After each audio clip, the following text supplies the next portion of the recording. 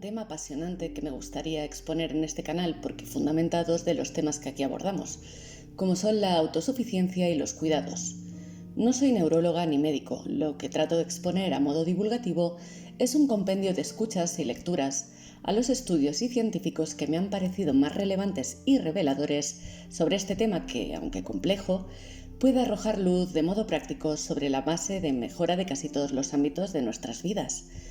La plasticidad cerebral se refiere a la capacidad del sistema nervioso para cambiar su estructura y su funcionamiento a lo largo de su vida, como reacción a la diversidad del entorno.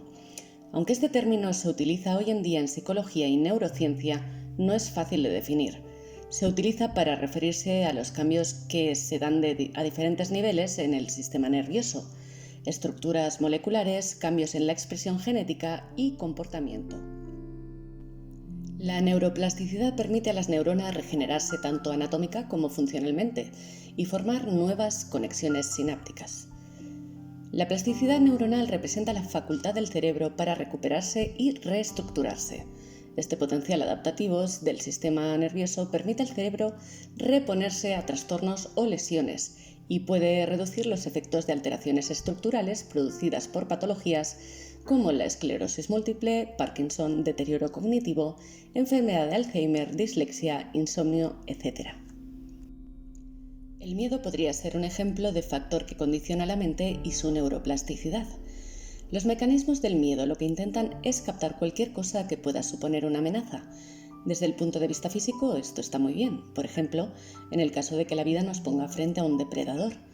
Pero se convierte en un problema cuando los compartimentos de la mente empiezan a generar unos miedos que vivimos como reales, pero son simples espejismos que la mente es capaz de crear. El que haya tantas empresas de éxito en Silicon Valley, y aunque sea un ejemplo tan típico, refleja que la fórmula del éxito es muy sencilla, aunque paradójicamente sea difícil de aplicar. Para empezar, vemos que su relación con el fracaso es radicalmente distinta a la que tenemos, por ejemplo, aquí en Europa. Ante el fracaso, ellos no se sienten fracasados, simplemente ven que una vía se cierra y hay que probar vías distintas y en este proceso constatar qué aprendizajes salen de esa vía que no ha funcionado. El impacto del fracaso en Europa, especialmente en los países de arco mediterráneo, es tremendo. Alguien fracasa y se siente fracasado, frustrado, señalado, con todo lo que ello puede conllevar. En segundo término, el otro ingrediente que propicia ese éxito es la cooperación, que a su vez abarca la generosidad. Eso no implica descartar la competitividad, pero sí la rivalidad. Otro factor que en rasgos generales aquí en Europa acostumbra a estar difuso.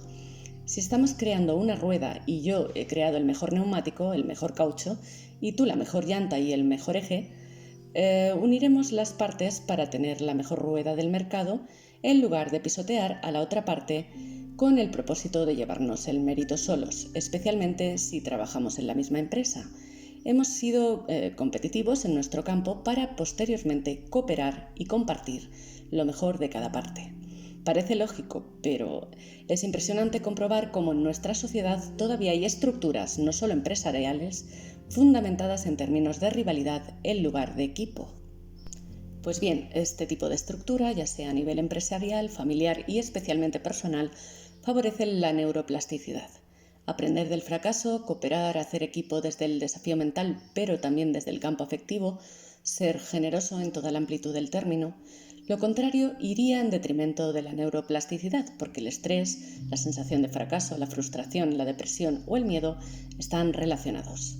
La neuroplasticidad, dice el médico y cirujano Mario Alonso Puig, es el descubrimiento más importante que se ha hecho en neurociencias.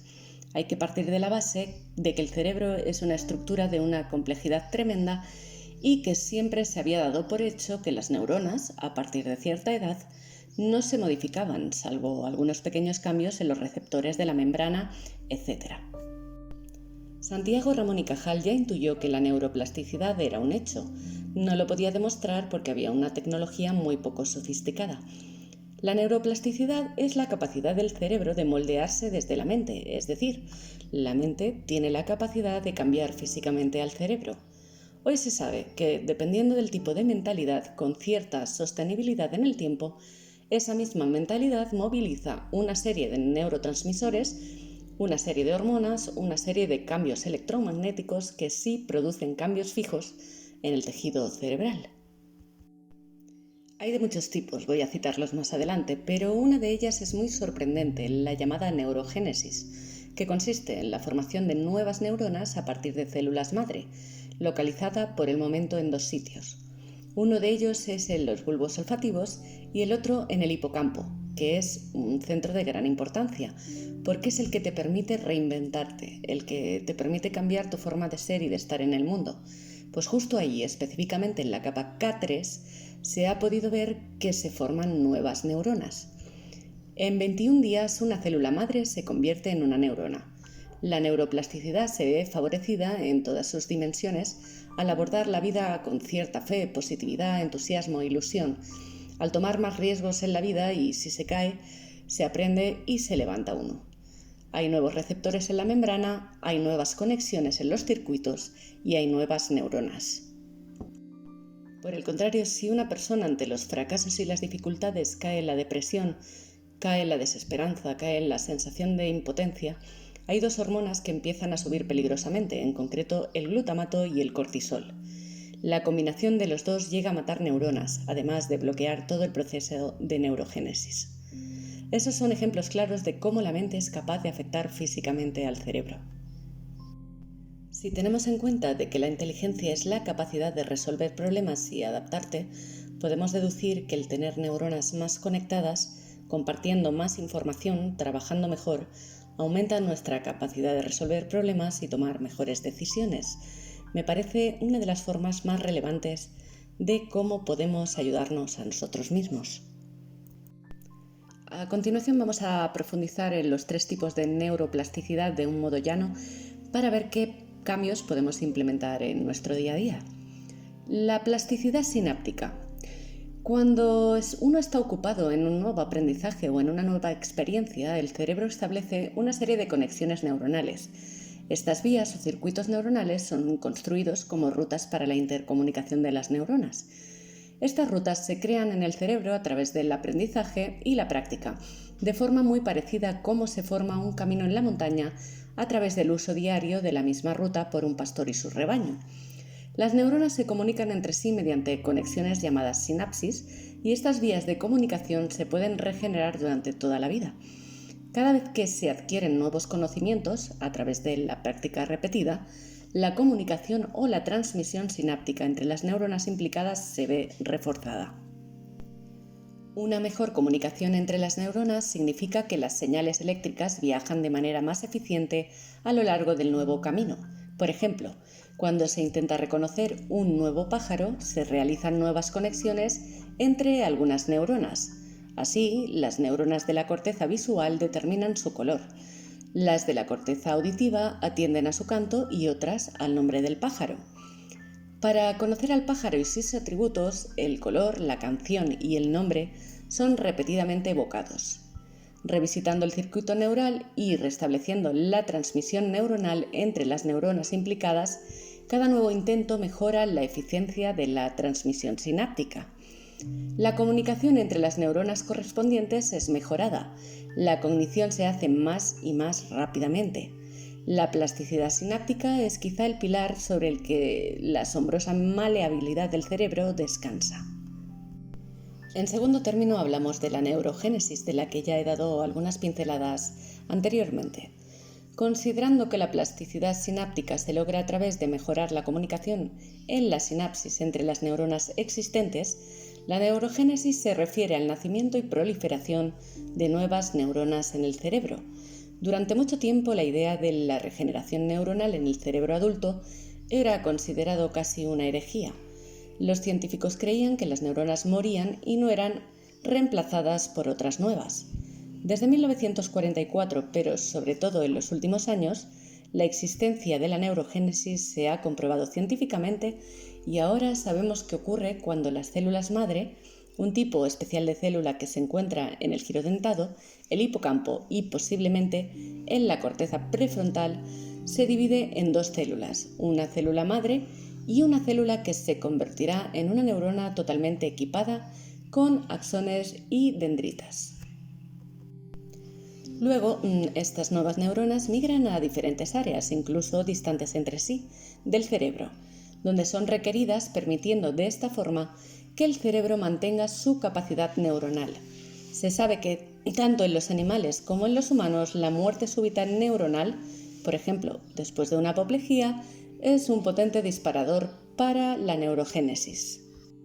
Y para concluir hablamos de la plasticidad funcional compensatoria. El declive neurológico que acompaña el envejecimiento está bien documentado en la literatura de investigación y explica por qué los ancianos obtienen peores resultados que los jóvenes en las pruebas de rendimiento neurocognitivo. Pero sorprendentemente no todos los ancianos presentan un menor rendimiento. Algunas logran hacerlo tan bien como sus contrapartes más jóvenes. Esta diferencia inesperada del rendimiento de un subgrupo de individuos de la misma edad ha sido científicamente investigada, descubriéndose que al procesar la nueva información, los ancianos con un mayor rendimiento utilizan las mismas regiones del cerebro que utilizan los jóvenes, pero también hacen uso de otras regiones del cerebro que ni los jóvenes ni el resto de ancianos utilizan. Los investigadores han reflexionado sobre esta sobreexplotación de las regiones del cerebro en los ancianos con mayor rendimiento y, en general, han llegado a la conclusión de que la utilización de nuevos recursos cognitivos refleja una estrategia de compensación. En presencia de déficits relacionados con la edad y la disminución de la plasticidad sináptica que acompañan al envejecimiento, el cerebro, una vez más, pone de manifiesto su plasticidad para reorganizar sus redes neurocognitivas.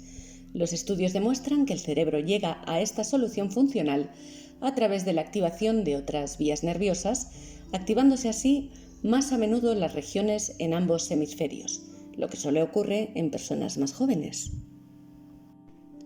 Aunque el uso corriente del término plasticidad conlleva una connotación positiva, en realidad, la plasticidad se refiere a todos los cambios que se producen en el cerebro, algunos de los cuales pueden presentarse junto con el deterioro del funcionamiento y el comportamiento. El entrenamiento cognitivo parece ideal para la inducción de plasticidad cerebral. Proporciona la práctica sistemática necesaria para el establecimiento de nuevos circuitos neuronales y para el fortalecimiento de las conexiones sinápticas entre las neuronas. Sin embargo, en ausencia de un beneficio tangible de la conducta, el cerebro no va a aprender de forma efectiva. De ahí la importancia de personalizar los objetivos relevantes para la formación. De ahí la importancia de que los cambios que implementemos sean para hacernos mejores personas, que nos hagan sentirnos mejor con nosotros mismos, a todos los niveles, en mejorar nuestra relación con los demás. En definitiva, en hacernos más felices.